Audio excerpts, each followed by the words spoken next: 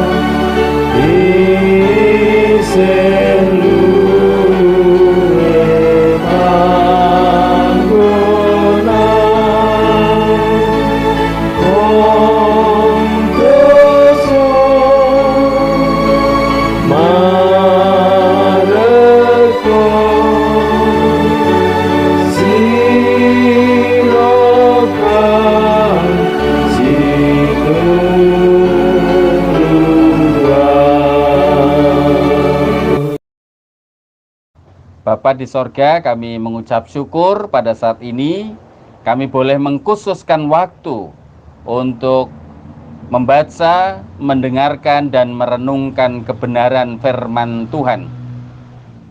Kami mohon pertolongan Roh Kudus agar kami dapat mengerti, memahami maksud kehendak Tuhan, dan kuatkanlah kami untuk menghayati, melakukan setiap sabda Tuhan. Berfirmanlah ya Tuhan, sebab kami semua siap untuk mendengar, menerima, dan melakukan kebenaran firman Tuhan. Di dalam Tuhan Yesus kami berdoa. Amin. Kita membuka Alkitab kita membaca firman Tuhan sebagaimana yang tertulis di dalam Injil Yohanes pasal 13 ayat 21 sampai 33. Setelah Yesus berkata demikian, ia sangat terharu, lalu bersaksi, "Aku berkata kepadamu, sesungguhnya seorang di antara kamu akan menyerahkan aku." Murid-murid itu memandang seorang kepada yang lain. Mereka ragu-ragu siapa yang dimaksudkannya. Seorang di antara murid Yesus, yaitu murid yang dikasihnya, bersandar dekat kepadanya di sebelah kanannya. Kepada murid itu, Simon Petrus memberi isyarat dan berkata, "Tanyalah siapa yang dimaksudkannya." Murid yang duduk dekat Yesus itu berpaling dan berkata kepadanya, "Tuhan, siapakah itu?" Jawab Yesus, "Dialah itu yang kepadanya aku akan memberikan roti sesudah aku mencelupkannya." Sesudah berkata demikian, ia mengambil roti, mencelupkannya dan memberikannya kepada Yudas, anak Simon Iskariot. Dan sesudah Yudas menerima roti itu, ia kerasukan iblis.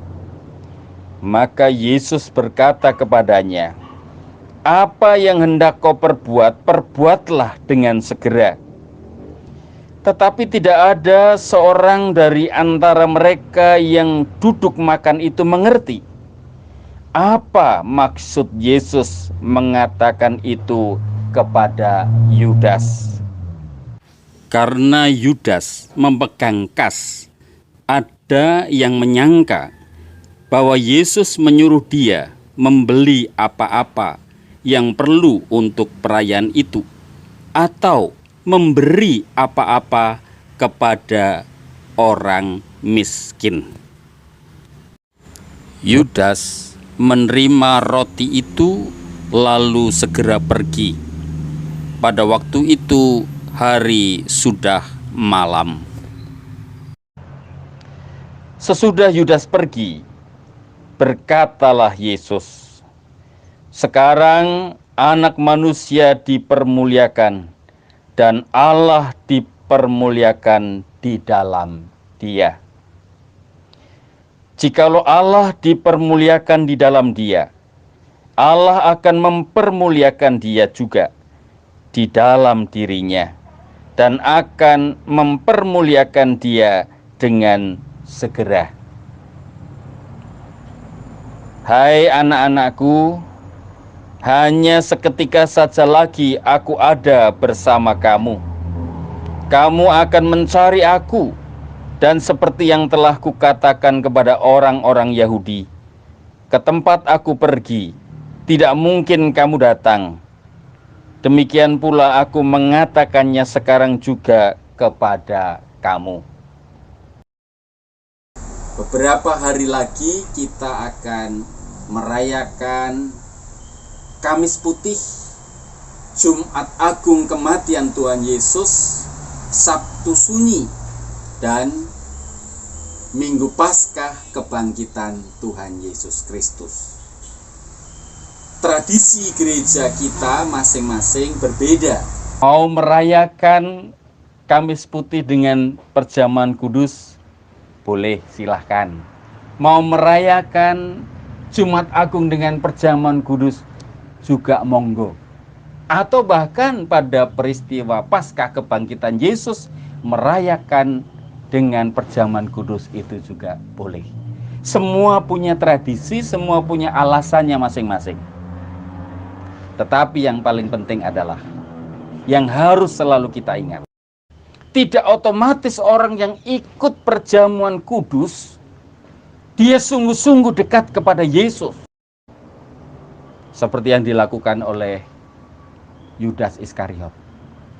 Bukankah Yudas Iskariot selalu bersama-sama dengan Yesus?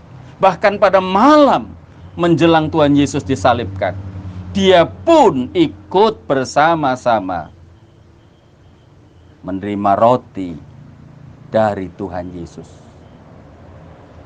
Tetapi apa yang terjadi?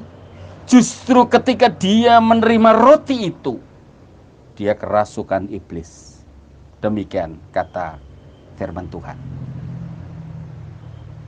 Dia mengkhianati Yesus. Dia menjual sang gurunya. Dan dia kemudian tidak mau bertobat, tetapi memilih untuk bunuh diri. Mari kita menikmati roti dan anggur dalam perjamuan dengan berkat anugerah yang menguatkan, karena hati dan pikiran kita selalu ingin dekat dengan Yesus. Yesus tahu hati dan pikiran kita. Kita tidak bisa berpura-pura. Mari kita bersatu di dalam doa. Kami bersyukur ya Tuhan, pada saat ini kami boleh mendengar, merenungkan sabda-Mu yang mengingatkan kesungguhan kami untuk selalu dekat kepadamu ya Tuhan, melalui perjamuan kudus yang akan kami nikmati bersama-sama. Menjadi sarana kami terpelihara iman dan semakin kuat kami bersandar pada kuasa kasih Kristus. Terima kasih Bapa, kuatkan kami untuk menghayati setiap sabda-Mu. Demi Tuhan Yesus kami berdoa. Amin. Tuhan memberkati.